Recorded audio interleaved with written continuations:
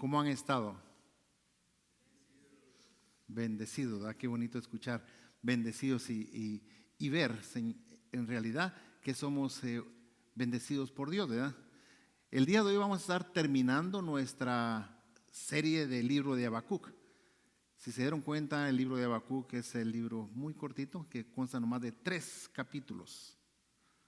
Y entonces hoy vamos a terminar en esta serie y vamos a empezar con nuestra serie de Cuaresma, que el próximo miércoles da inicio la Cuaresma y entonces vamos a tener miércoles de ceniza, este miércoles que viene a las 6 de la tarde. Pueden revisar sus boletines, ahí está la información.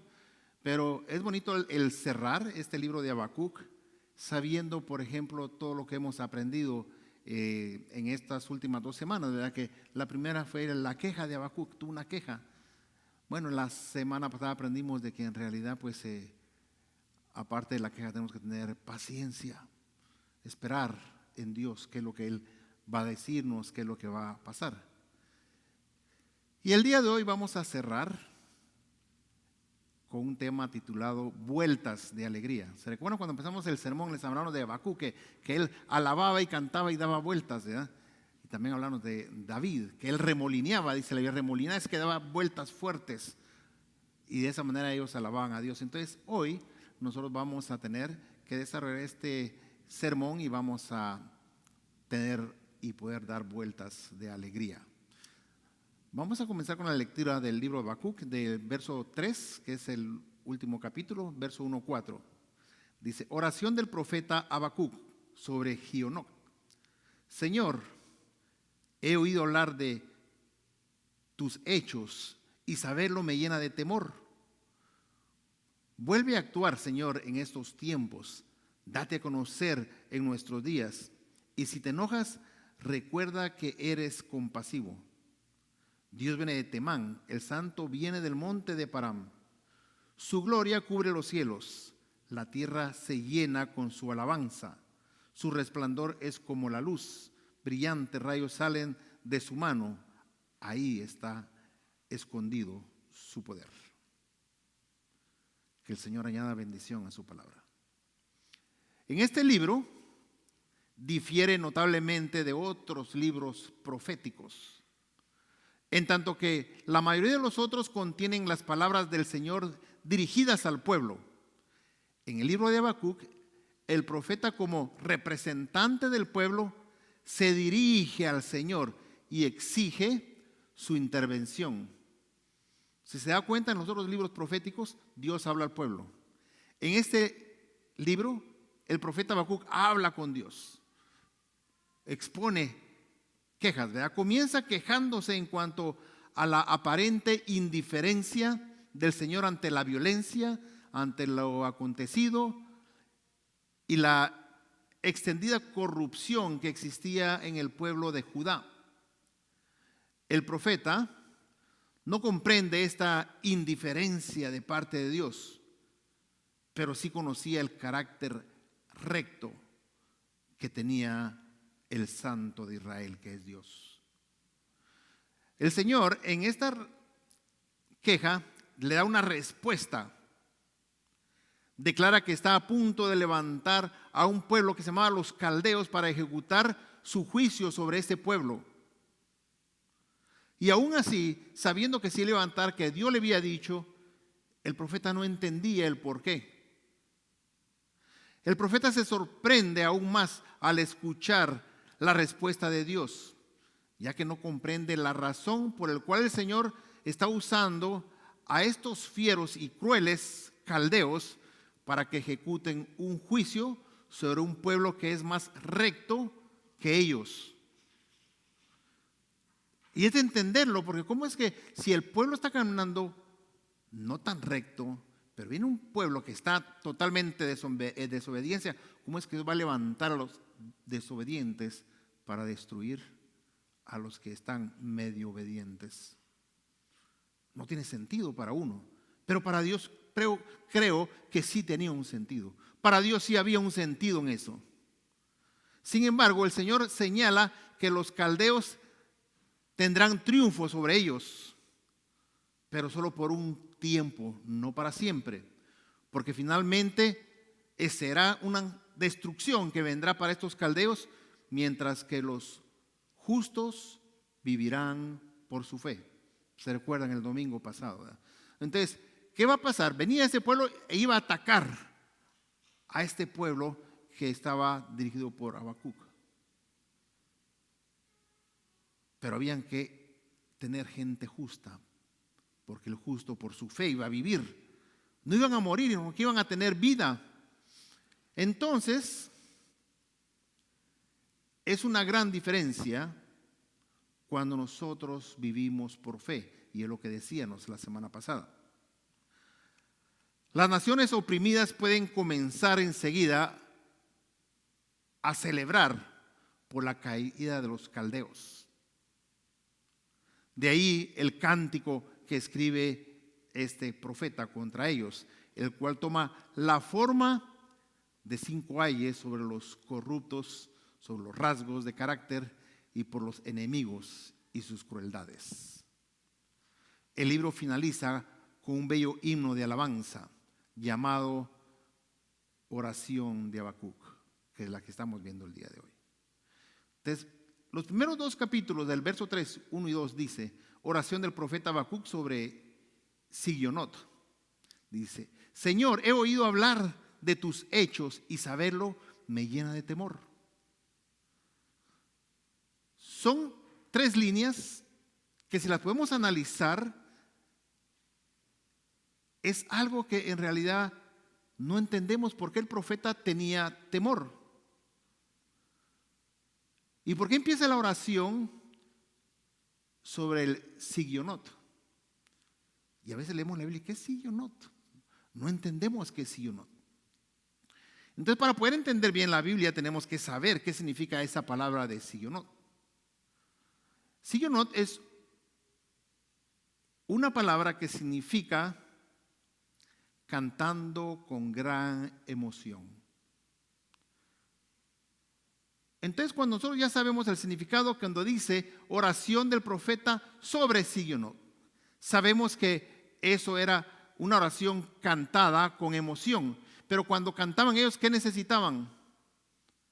Un instrumento.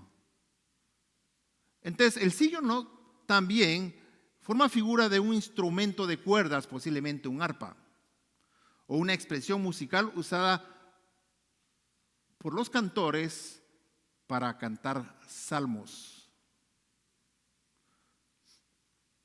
Posiblemente esta oración de Habacuc iba acompañada de música y era para ser cantada y recitada en el templo cuando se congregaban, como nosotros cantamos.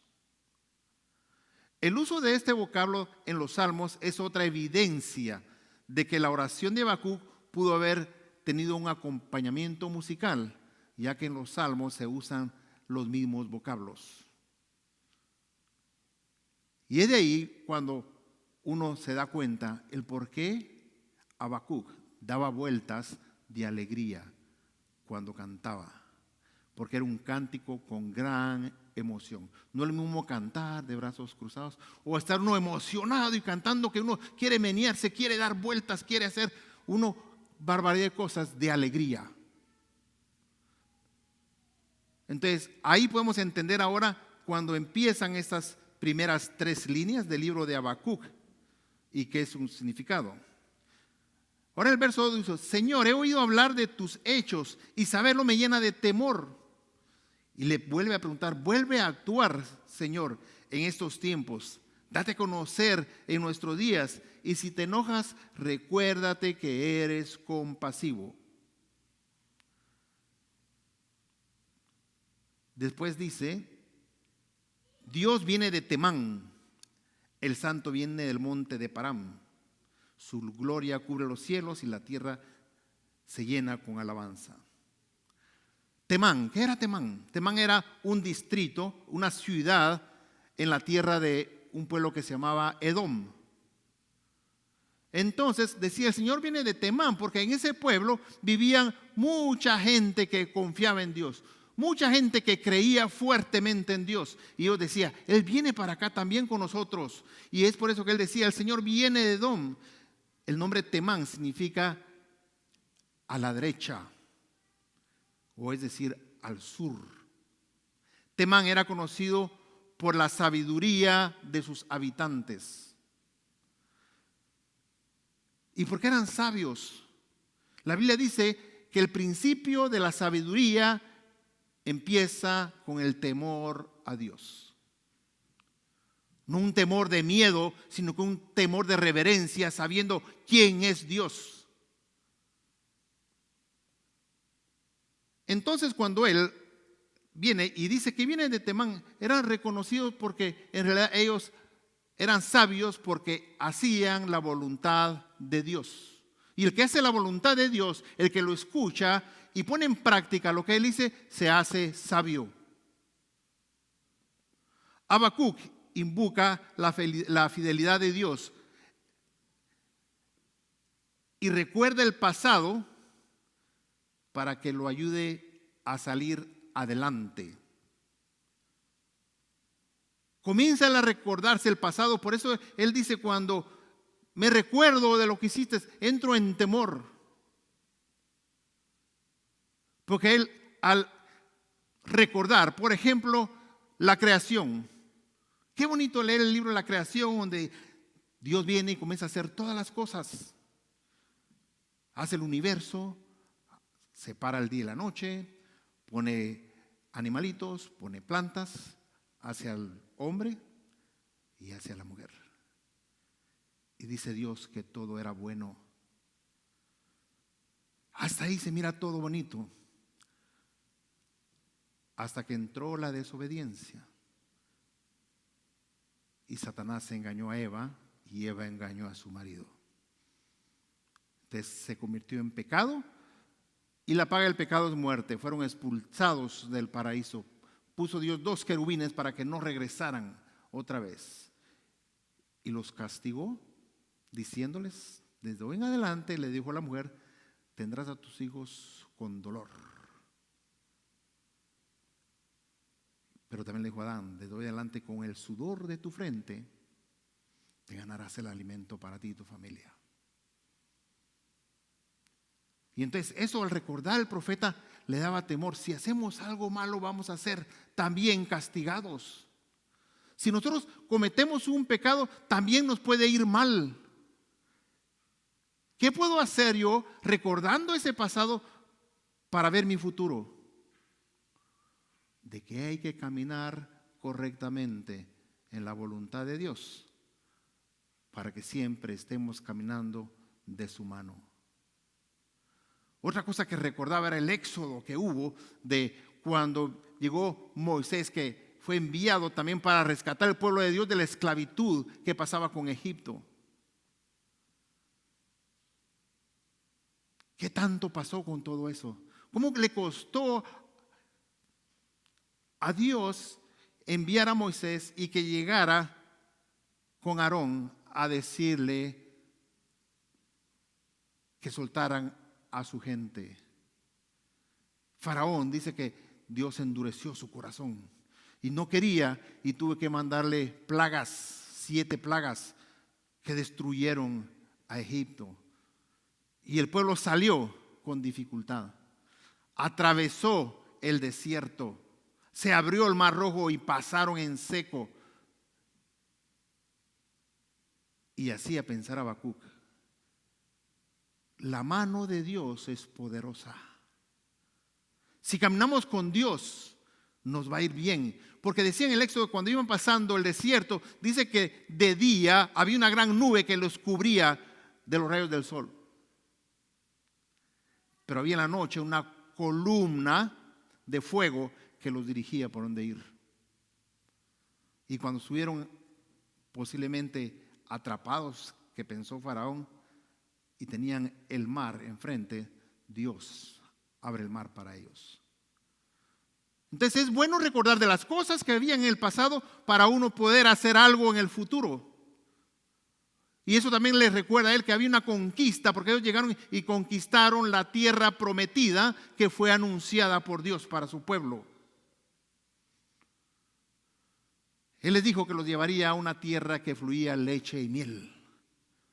Eso significa abundancia. Pero ¿qué hubiera pasado si esta gente no hubiera sido obediente a Dios? Nunca hubieran llegado a esa tierra prometida. Dios ahora nos promete a nosotros una vida. Dice, me voy a preparar un lugar para donde yo esté, ustedes también estén. Hay una promesa abierta. Hay una promesa que nos está esperando para pasar la eternidad junto con Dios. Y es por eso que debemos de aprender de todo eso como Habacuc, para caminar en esa libertad en Cristo Jesús y un día alcanzar la vida eterna. La promesa está, pero miremos el pasado para poder caminar bien y llegar a nuestro futuro. Necesitamos caminar de la mano de Jesucristo. En el verso 4 nos habla también Habacuc sobre la confianza en Dios. Y dice el verso 4, su resplandor es como la luz, brillantes rayos salen de su mano. Ahí está escondido su poder. ¿Dónde? En las manos de Jesús. Las manos de Jesús son poderosas. Las manos de Jesús son capaces de hacer las cosas nuevas. Las manos son capaces de levantar al caído. Las manos de Jesús son capaces de decirle, no te preocupes porque yo estoy contigo. Las manos de Jesús, cuando usted está caído, le dice, levántate, y lo pone de pie. Ahí está su poder. Y si nosotros estamos caminando de la mano de Jesucristo, no nos soltemos, aferrémonos a Él, porque ahí está el poder de Dios que nos va a hacer llegar a ese lugar. Nosotros no vamos a poder por nuestras fuerzas, por nuestras intenciones. No se puede. Necesitamos de Jesucristo a cada segundo para poder llegar a ese lugar hermoso. Todo este capítulo es un ejemplo de la excelencia de Dios, pero también de la poesía hebrea, porque es una poesía, es un cántico, aunque pierde belleza en la traducción de nuestro idioma a nuestra lengua.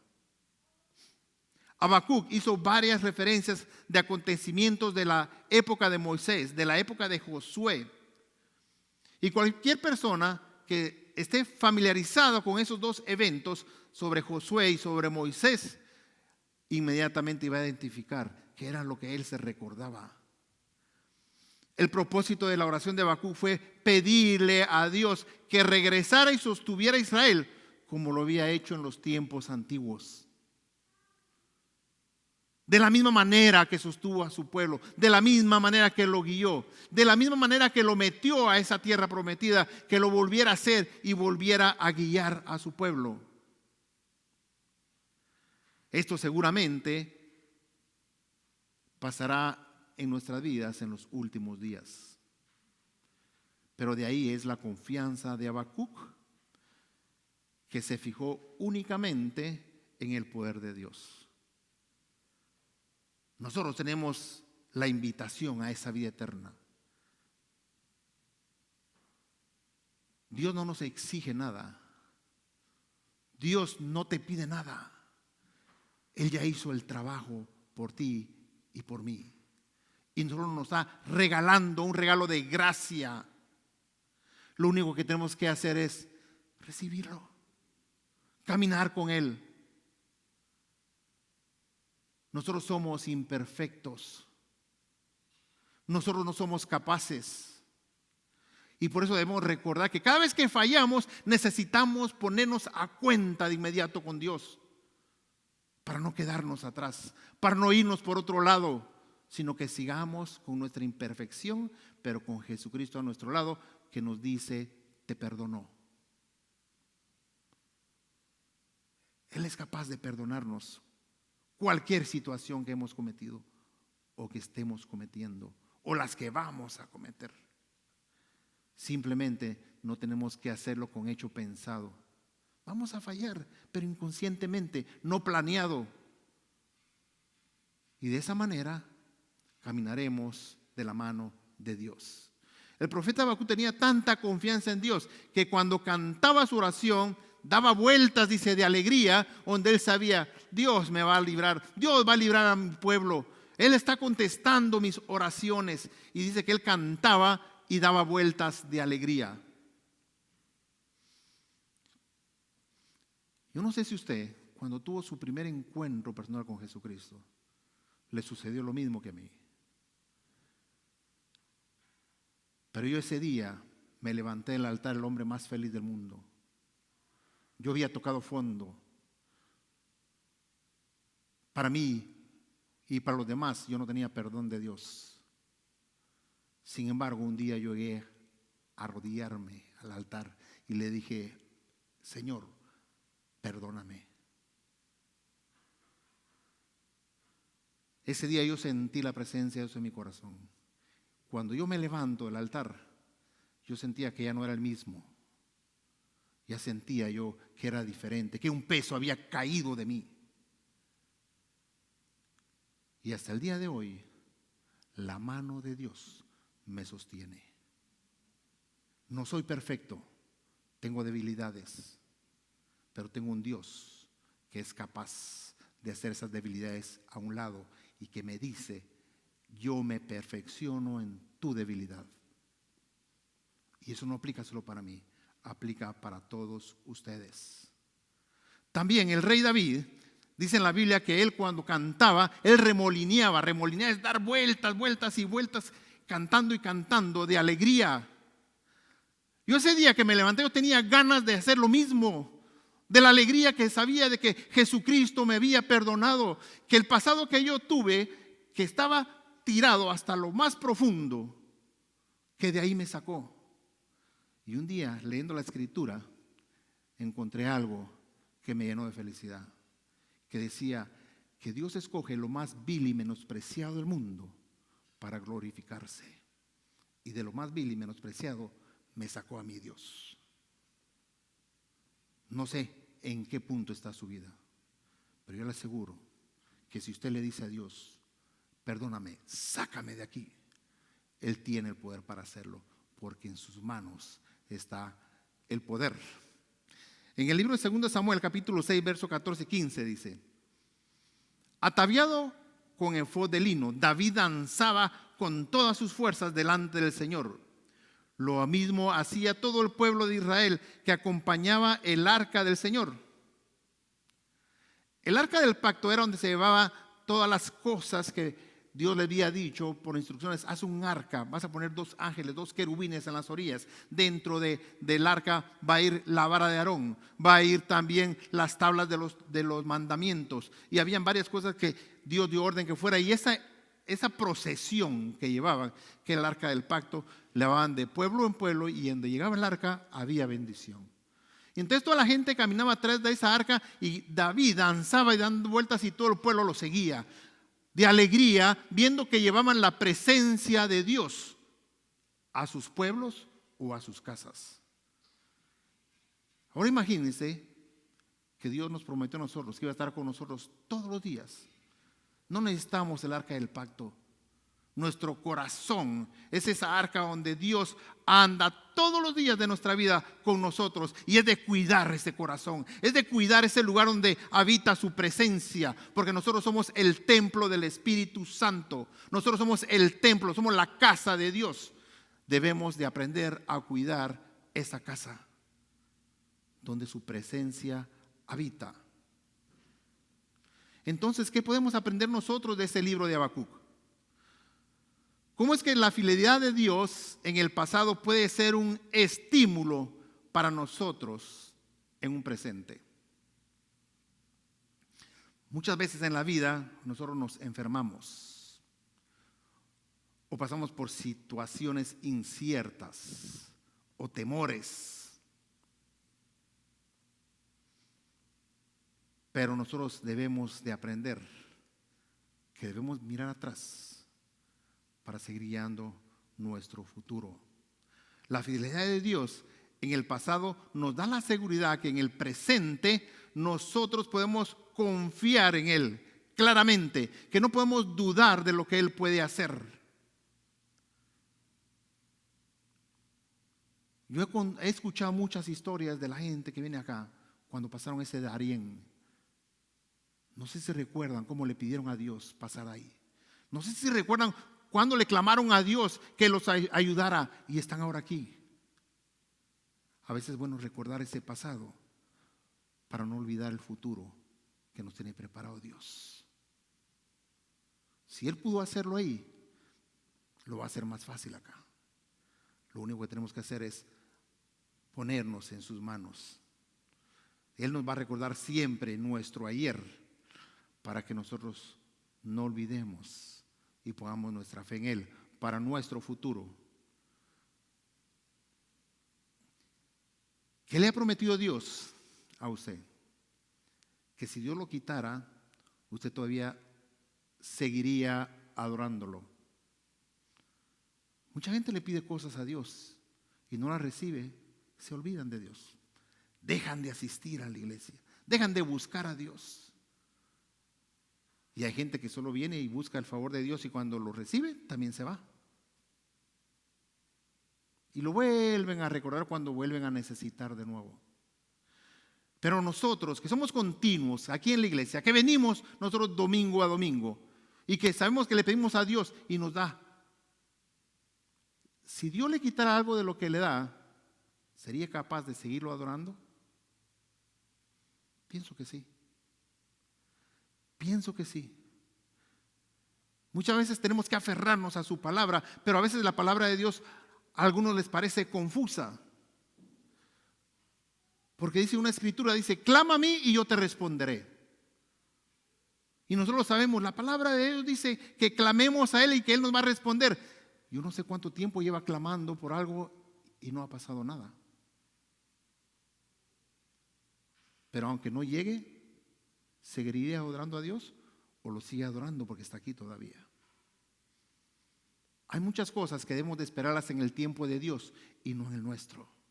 Nosotros queremos que las cosas sean rápidas, pero hay que aprender en Habacuc, tener paciencia, porque va a llegar. ¿Cuándo? No sabemos, pero Dios sí sabe y va a llegar. En el libro de 2 Corintios, capítulo 12, versos 7 y 9 dice, y para que no me exaltara demasiado, dice, por la grandeza de las revelaciones, se me clavó un aguijón en el cuerpo, un mensajero de Satanás, para que me abofetee y no deje que yo me enaltezca.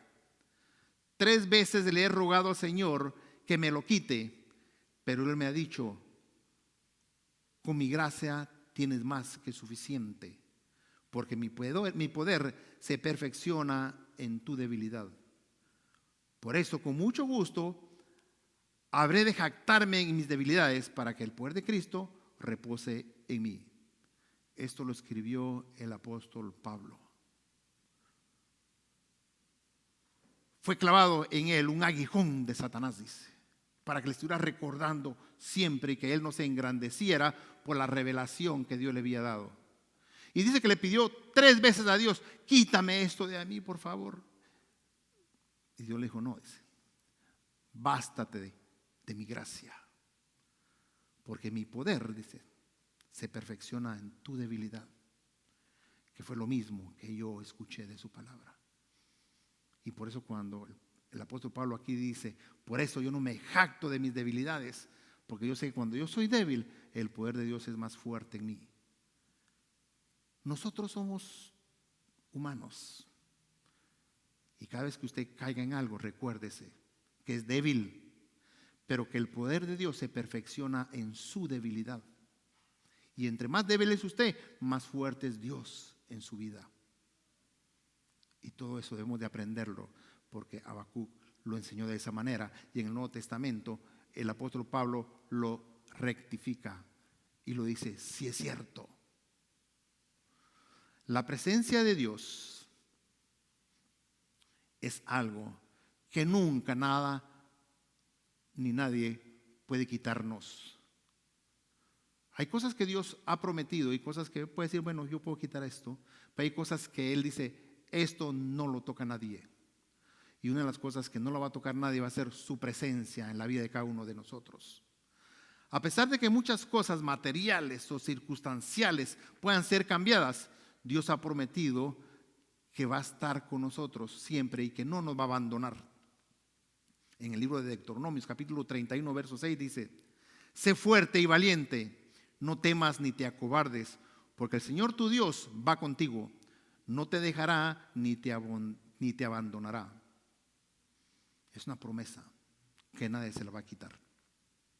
Su presencia es una promesa constante que no depende de lo que nosotros tengamos o de lo que no tengamos.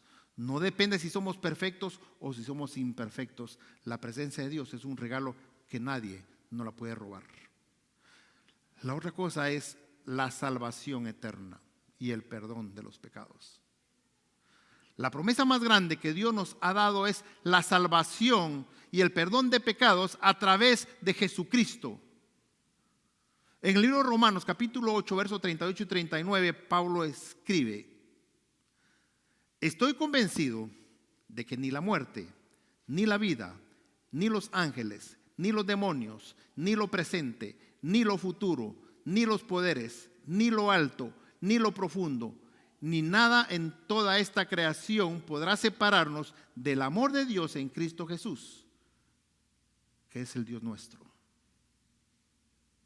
No hay quien, no hay nadie, no hay poderes, no hay demonios, ni lo creado, ni lo que van a crear, no va a poder separarnos de ese amor de Dios. Y ahí está nuestra confianza, porque ¿quién llevó todo eso a la cruz del Calvario? Jesucristo. ¿En dónde fueron clavados esos clavos en la cruz? En sus manos. Y ahí está el poder de Dios en esas manos. Amén. Amén. Oremos. Padre celestial, Señor, te damos gracias.